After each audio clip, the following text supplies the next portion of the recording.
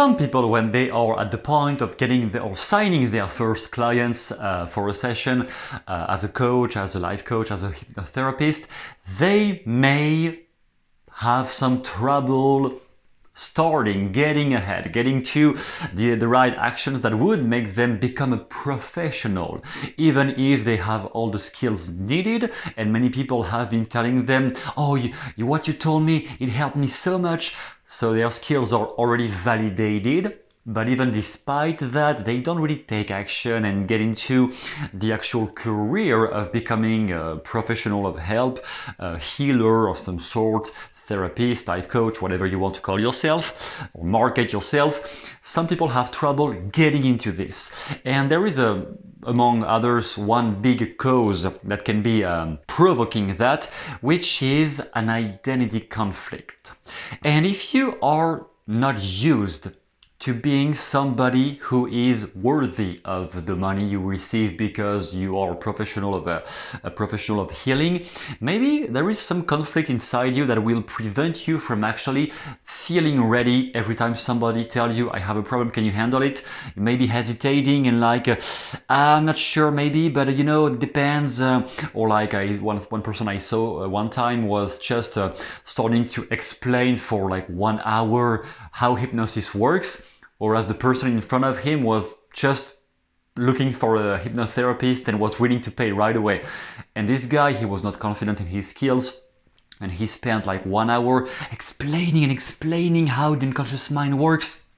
And I was like, from a distance, are you going to get to the session? Can't you just say, okay, yes, come to my office or my home this day at this time? But he was, I understand, he was not confident in his skills yet. He thought he didn't deserve maybe, or maybe like he was just not competent enough because he didn't have enough clients yet. Whatever the reason is, the thing is, on this pyramid that you may know about, the Robert Dill's pyramid of logical levels, sometimes the skills, the behavior or the skill set you have are already good, they are already, on point. Of course, you don't master everything, but you have enough to start helping others with your skills. However, the identity hasn't changed, and you still consider yourself as a student, somebody who is just trying to figure out how this works. And specifically, if you have been studying all of that for years and years, maybe your mind is stuck on, I am just a student. I am just trying to get this, I am not there yet. Whereas your skill set might be already there. Maybe your skill set are more than enough to start helping people, but there is a conflict inside yourself.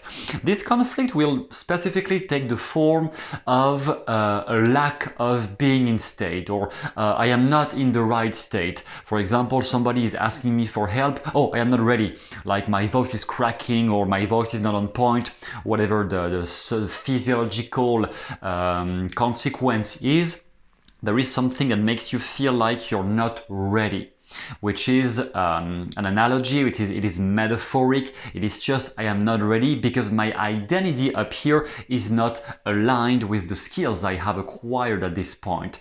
You see the same thing in the lottery. People who win the lottery, most of the time they lose again the money later because their identity is not the one of the rich, so they end up spending like the poor, and they go back to being broke later. Same thing here if you don't update your identity, and we are going to see how to do that right here. If you don't update that sense of identity of who did I become because of those skills, maybe you will never really take the step and actually become not certified, because we don't care about certification, but a legitimate, somebody who feels himself, herself, who feels legitimate in helping others, and somebody who, whenever you speak about your skills, about what you can do, the service you can provide for your clients in therapy or stuff like that, people feel like, oh, whoa, yeah, that person really knows what he's talking about or she's talking about. You won't get there unless the identity is shifting. So a classical exercise to develop that is to ask yourself the version of you who is aligned, who is already a master of hypnosis or NLP or whatever you are doing therapy with or coaching with. The person who is the most advanced master, the version of myself who has already reached the highest level of mastery with all of those skills. Can you give a name to that person? Metaphoric name, it can be a real person's name, or it can be invented, like Klati Klata. I don't know, I just invented that. Whatever, just a name. Give a name to that representation you have of the version of you who is already the highest level ranked, the highest ranked master at hypnosis, sleight of mouth, NLP coaching, whatever you are studying right now, even away from therapy and stuff we talk about here, by the way. It can be about anything, any skill you want to master. What is the name you could give to the version of yourself who has already reached the highest level? Take that name in your head, think about that name, say it to yourself, and now think about the main issues you have with hypnotizing people, with providing a change during a coaching session, with using NLP skills. What are the issues you have, the struggles you haven't really been able to overcome completely yet? Think about those challenges, those struggles, those issues, and now ask yourself, how would Klati Klata, or the name you have given for yourself, let's say the name you have given is Tony, how would Tony handle those issues? Think about that for a minute. How would Tony or Johnny or whatever the name you gave, how would that person handle those issues down there?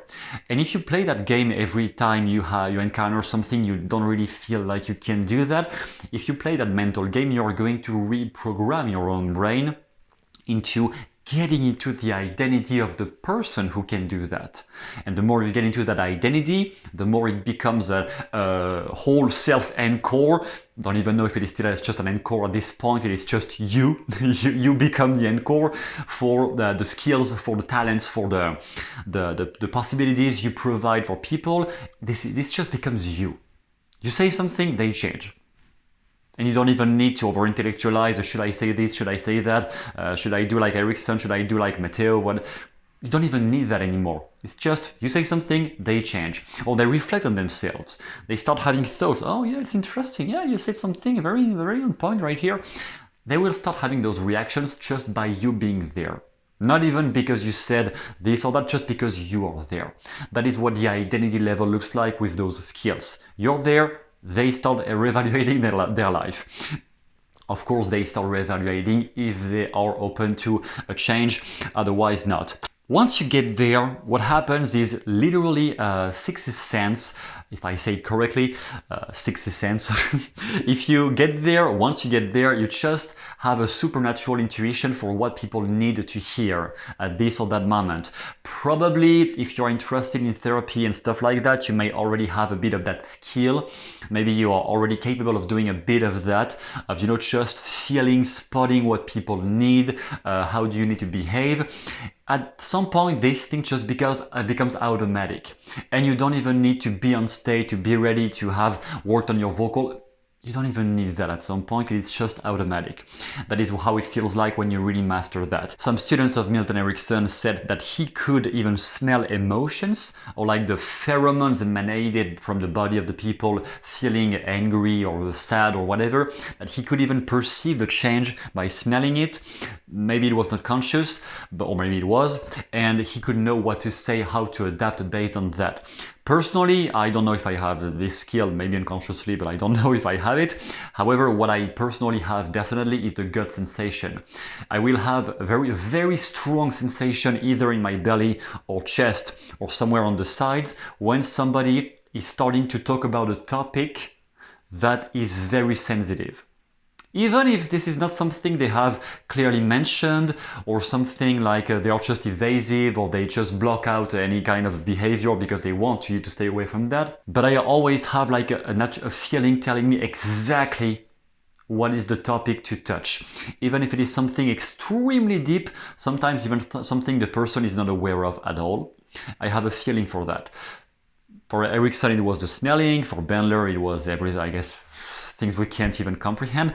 But basically, every advanced therapist becomes able to spot those signals, unconscious signals that let him know or her know what to say at which moment to whom. If you want to develop your skills with that, I also have a new course just ready right now. It is called 19 Techniques for Pattern Interrupts, or 19 Pattern Interrupt Techniques that you can use to hypnotize resistant clients. It will be one more tools for your toolbox if you want to use that whenever you encounter a client that you struggle with because you don't really know how to reply or help them because they're super stuck-minded, stubborn and super resistant.